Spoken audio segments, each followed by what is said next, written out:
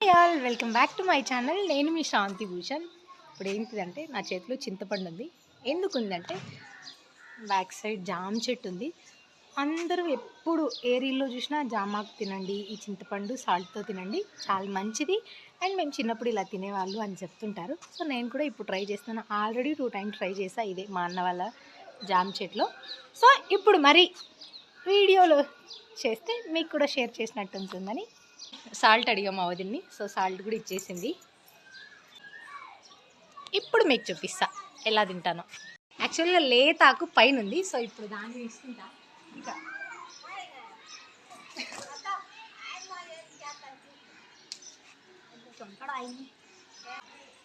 కొంచెం కడుక్కొని తింటే హెల్దీ కదా. 1 minute. సో వాష్ చేసుకొని వచ్చేసిన. ఇప్పుడు బయట పడిపోయింది ఇలా అనగానే. సో దీంట్లోకి చింతపండు అండ్ సాల్ట్ ఇలా కిల్లీలాగా చుట్టేసుకొని తినేయడమే. మా పిట్టుగాడు మా అత్త జామాకు తింటుంది, ఎందుకు తింటుందో అని అర్థం కాలే మా వాడికి. సో నేను వీడియోస్లో చూసి తింటున్నా అన్న మ్యాటర్ మా వాడికి ఇంకా అర్థం కాలేదు. హాయ్ చెప్పు పిట్టు. హాయ్ ఆలను. అయ్యాల్ మా అత్త ఛానల్ని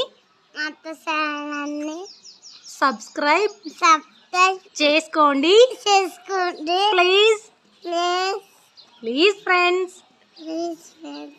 థ్యాంక్ యూ. మొత్తానికి జామాకు అయితే తినేసినాను. ఇలాంటి మెమొరీస్ మీకు కూడా ఉంటే కమెంట్లో షేర్ చేయండి, ఓకేనా?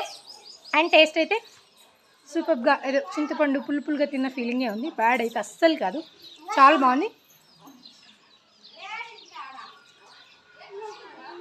వీడియో అయితే ఇదే. వీడియో నచ్చితే లైక్ చేయండి, షేర్ చేయండి.